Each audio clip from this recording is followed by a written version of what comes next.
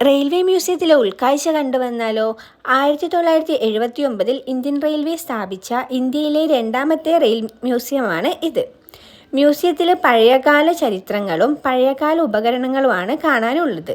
നമുക്കൊക്കെ കേട്ടുകേൾവി മാത്രമുള്ള ഫോണ്, പിന്നെ റെയിൽവേ ഉപകരണങ്ങൾ, അങ്ങനെ ഒരുപാട്. സത്യം പറഞ്ഞാൽ എനിക്ക് പേരെടുത്ത് പറയാനറിയില്ല. നിങ്ങൾക്ക് ഈ വീഡിയോ കാണുമ്പം തന്നെ ഉപകരണങ്ങളെല്ലാം മനസ്സിലാവുന്നുണ്ടാവും. പഴയകാല ചരിത്രങ്ങളൊക്കെ ഇഷ്ടമുള്ളവർക്കെല്ലാം നല്ല പോയിട്ട് സ്പെൻഡ് ചെയ്യാൻ പറ്റിയ സ്ഥലമാണ്.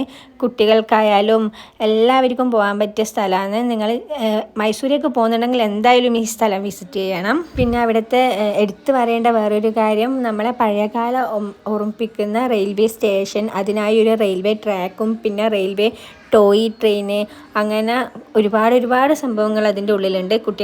കുട്ടികളെല്ലാം കൂട്ടി വന്നാൽ നമുക്ക് ഒരു മെമ്മറീസ് പോലെ നമ്മളെ ഓർമ്മയിലുണ്ടാവും.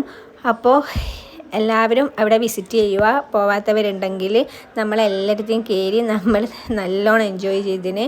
അപ്പോൾ ഇന്നത്തെ വീഡിയോ ഇത്രയേ ഉള്ളൂ. വീഡിയോ ഇഷ്ടമായെങ്കിൽ ലൈക്ക് ചെയ്യുക, ഷെയർ ചെയ്യുക, എൻ്റെ ചാനലൊന്ന് സബ്സ്ക്രൈബും കൂടി ചെയ്യുക. പുതിയൊരു വീഡിയോ ആയി വരുന്നത് വരെ ടാറ്റാ ബൈ.